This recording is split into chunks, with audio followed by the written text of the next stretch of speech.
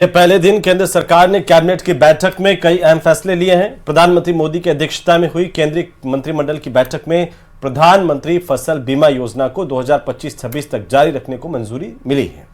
Cabinet की बैठक में फैसला लिया गया कि किसानों को 50 किलो डीएपी का एक बैग 1350 रुपए में मिलता रहेगा। सरकार ने डीएपी पर आपको बता दें कि 3850 करोड़ रुपए अतिरिक्त सब्सिडी देने का फैसला किया है। अंतर्राष्ट्रीय बाजार में बढ़ती कीमत के चलते ये फैसला लिया गया है ताकि बढ़ती कीमतों का असर किसानों पर न पड़े। तो वहीं केंद्रीय इलेक्ट्रॉनिक्स और आईटी मिनिस्टर अश्विनी वैष्णव ने बताया है कि 2014 से पीएम मोदी ने सुनिश्चित किया कि किसानों को बाजार के उतार चढ़ाव का खामियाजा नहीं उठाना पड़े। 2014 से लेकर 2024 तक उर्वरक सब्सिडी 11.9 लाख करोड़ रुपए थी, जो कि 2004 से लगाकर 2014 से दी गई और सब्सिडी से दोगुने से भी ये ज्यादा है। तो इसलिए आज से फसल बीमा योजना को जारी रखने को लेकर के केंद्रीय कैबिनेट ने अपनी मंजूरी दी है। किसानों को नए साल का तोहफा मोदी सरकार की तरफ से दिया गया है।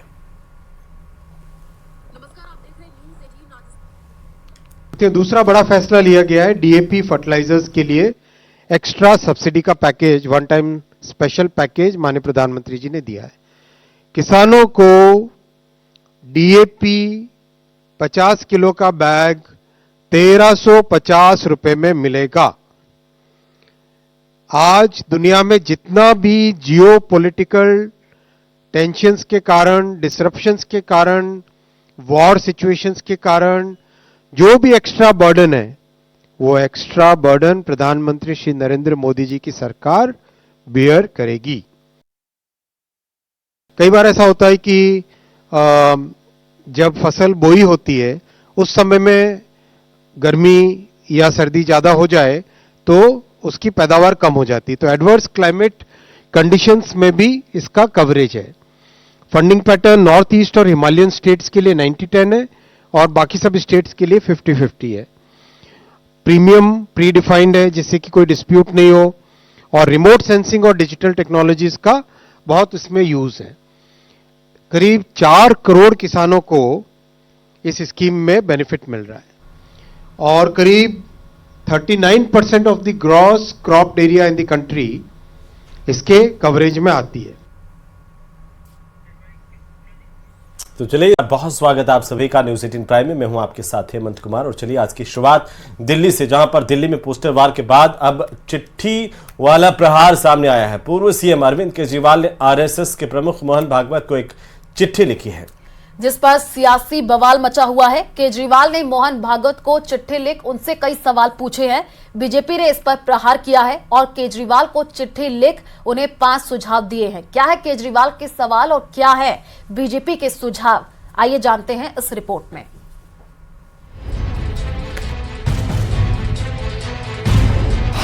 पहले पोस्टर वॉर, अब चिट्ठी वाला प्रहार। आज भारत की राजनीति में अविश्वसनीयता का प्रमाण केजरीवाल जी के नेतृत्व में आम आदमी पार्टी। मोहन भागवत के नाम केजरीवाल की चिट्ठी। कॉमेडी सर्कस के पात्र बन गए हैं भारतीय जनता पार्टी के लोग, इसलिए उनकी बातों को गंभीरता से नहीं लेना चाहिए। केजरीवाल की चिट्ठी बम पर बीजेपी का तीखा जवाब। अरविंद केजरीवाल ये संकल्प लें कि आज नए वर्ष से वो अपने बच्चों की झूठी कसम खाना बंद करें। जैसे सवाल, ये सवाल निश्चित ही चुनाव में आपके सामने आने वाले हैं। दिल्ली में जैसे जैसे विधानसभा चुनाव करीब आ रहे हैं, आम आदमी पार्टी और बीजेपी के बीच सियासी जंग तेज होती जा रही है। पहले पोस्टर वॉर, अब चिट्ठी वाला प्रहार। केजरीवाल के पुजारियों ग्रंथियों को सैलरी के ऐलान करने के बाद बीजेपी ने एक पोस्टर जारी करके केजरीवाल को चुनावी हिंदू बताया, तो आम आदमी पार्टी ने केजरीवाल का एक और पोस्टर जारी किया और बीजेपी को ओपन चैलेंज दे दिया कि वो उन राज्यों में पुजारियों ग्रंथियों की सैलरी दिखाएं जहां उनकी सरकार है। इसके बाद केजरीवाल ने आरएसएस प्रमुख मोहन भागवत को चिट्ठी लिखी है। अपनी चिट्ठी में केजरीवाल ने मोहन भागवत से 4 बड़े सवाल पूछे हैं।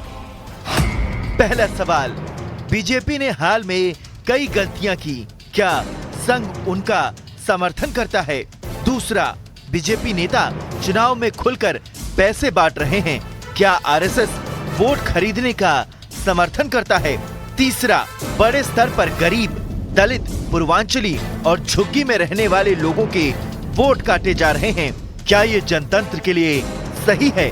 चौथा, क्या आपको नहीं लगता कि बीजेपी इस तरह जनतंत्र को कमजोर कर रही है? केजरीवाल की इस चिट्ठी के बाद बीजेपी ने उन पर कड़ा प्रहार किया है। बीजेपी का कहना है कि केजरीवाल सिर्फ झूठ की राजनीति करते हैं।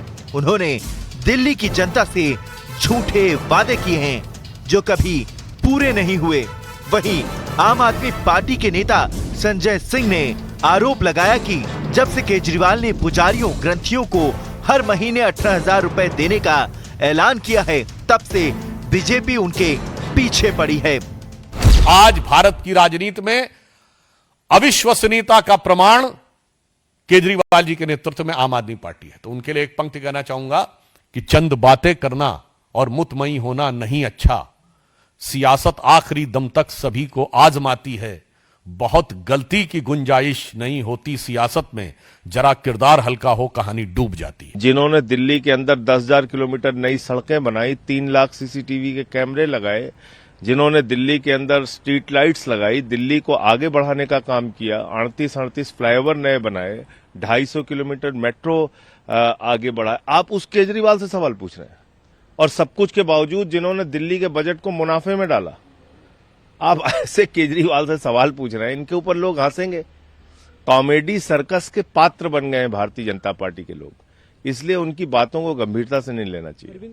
आज जरूरत थी कि जहां झुग्गी वहीं मकान का वादा करने वाले केजरीवाल जी, जो पिछले 5 साल पहले सर्टिफिकेट बांटते घूमते थे, क्या आज उनको उनकी चिंता नहीं है कि उनके जब मकान टूटते हैं, पिछले कुछ सालों में लगातार, चाहे वो डीडीए हो, चाहे उसमें एलजी हो, या आम आदमी पार्टी का रोल उसमें जिस तरीके का रहा, वो दिल्ली की जनता देख रही है।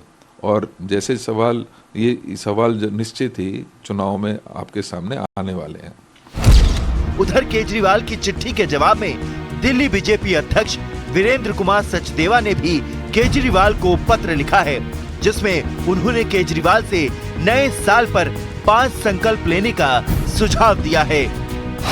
वीरेंद्र सचदेवा ने कहा कि उन्हें उम्मीद है कि नए साल में केजरीवाल झूठ बोलना बंद कर दें, दिल्ली की जनता से झूठे वादे नहीं करेंगे, वो अपने बच्चों की झूठी कसम नहीं खाएंगे, शराब को बढ़ावा देने के लिए और यमुना की सफाई के नाम पर भ्रष्टाचार के लिए माफी मांगेंगे।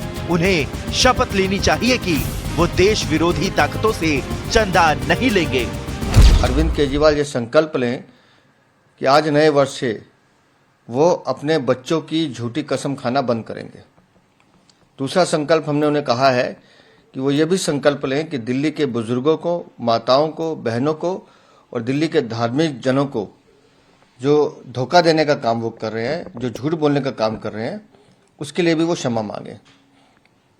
तीसरा, हमने उनसे कहा है कि दिल्ली के युवाओं को शराब के नशे में धकेलने की साजिश जो आपने की है, उसके लिए आपको दिल्ली से माफ़ी मांगनी चाहिए। चौथा, हमने उनसे कहा है कि माँ यमुना की सफाई के नाम पर आपने करोड़ों रुपए का घोटाला किया है, दिल्ली को लूटने का काम किया, उसके लिए भी आपको माँ यमुना से माफ़ी मांगनी चाहिए। पांचवा, हमने उनसे कहा है कि आप अपने राजनीतिक हित के लिए देश विरोधी ताकतों के साथ हाथ मिलाते हैं, उनसे राजनीतिक चंदा लेते हैं, भविष्य में ऐसा ना करने की आप शपथ लें। ये 5 हमने उनको कहा है कि अपने जीवन में ये अगर आप करेंगे तो आपके जीवन में सुधार आएगा और ईश्वर आपको एक सुमग्र मार्ग पर चलने की प्रेरणा भी देगा। हालांकि ये पहली बार नहीं है जब केजरीवाल ने देश की राजनीति से जुड़े मुद्दों के लिए मोहन भागवत को चिट्ठी लिखी है। केजरीवाल ने मोहन भागवत को 3 महीने पहले भी चिट्ठी लिखी थी, जिसमें उन्होंने केंद्रीय जांच एजेंसियों के दुरुपयोग से लेकर प्रधानमंत्री की रिटायरमेंट तक के कई मुद्दों पर सवाल उठाए थे।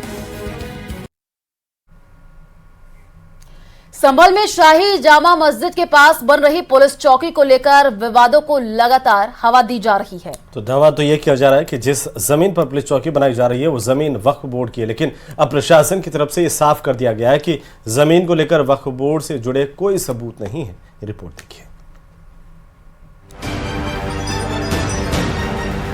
संभल लगातार सुर्खियों में बना है। अभी तक मंदिर, मस्जिद और बावड़ी को लेकर चर्चाओं का दौर था, लेकिन अब विवादों का सेंटर पॉइंट बन गई है सत्यव्रत पुलिस चौकी। दावा किया जा रहा है कि जिस जमीन पर पुलिस चौकी का निर्माण किया जा रहा है वो जमीन वक्फ बोर्ड की है। इसी को लेकर प्रशासन के सामने दस्तावेज भी पेश किए गए थे, लेकिन उन दस्तावेजों की जांच के बाद ऐसा कोई सबूत नहीं मिला है जिससे यह तय किया जा सके कि जमीन वक्फ बोर्ड की है। सत्यव्रत पुलिस चौकी के निर्माण के क्रम में कुछ दस्तावेज कल हमें मिले। हमने उनका परीक्षण किया। वो दस्तावेज रजिस्टर्ड भी नहीं है और उन दस्तावेजों की जब जांच की गई तो इसमें किसी प्रकार का कोई रकबा, कोई चौहद्दी, उसका वर्णन नहीं है। तो जो प्राइमरीली है उन दस्तावेजों के आधार पे कुछ कहा नहीं जा सकता है और हमने कहा भी है यदि आपके पास और भी कोई दस्तावेज है तो आप लेके आएं, हम नियमानुसार कार्रवाई करेंगे। बताया जा रहा है कि इस सिलसिले में हिंदू पक्ष की ओर से भी आवेदन आया है, जबकि मुस्लिम पक्ष की तरफ से दस्तावेज पेश किए गए। प्रशासन का कहना है कि पुलिस चौकी की जमीन से जुड़े विवाद को लेकर किसी भी तरह की पड़ताल के लिए प्रशासन तैयार है।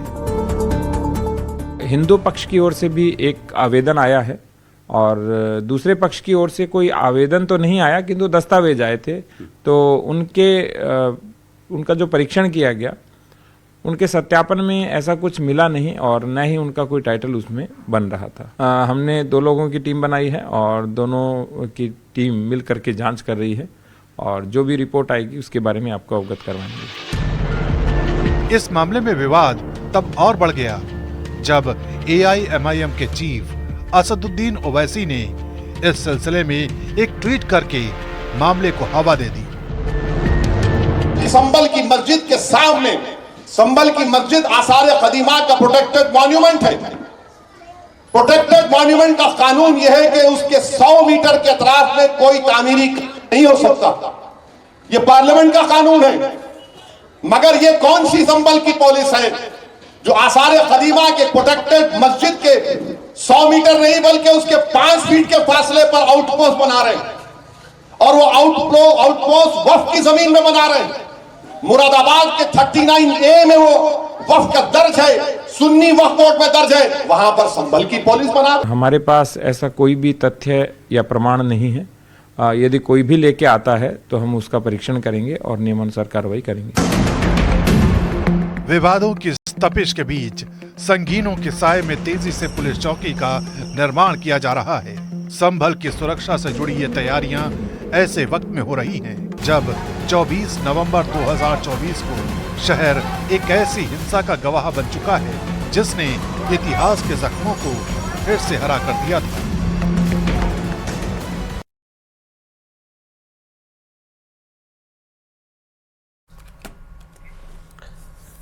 तो वहीं चलिए अब बात करते हैं पश्चिम बंगाल की, जहां पर बीजेपी के बड़े नेता शुवेंदु अधिकारी ने मुख्यमंत्री ममता बनर्जी को लेकर के बड़ा बयान दिया है। उन्होंने कहा कि बीजेपी अगर सत्ता में आई तो ममता बनर्जी को जेल भेज दिया जाएगा। शुवेंदु अधिकारी के इस बयान के बाद पश्चिम बंगाल में सियासी तपिश 7वें आसमान पर पहुंच गई है। देखिए रिपोर्ट।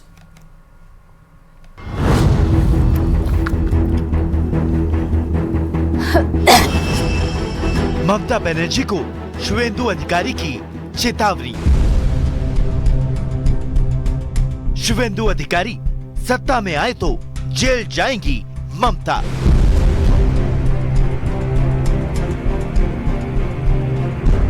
संदेश खाली पर बीजेपी और टीएमसी में फिर आर पार।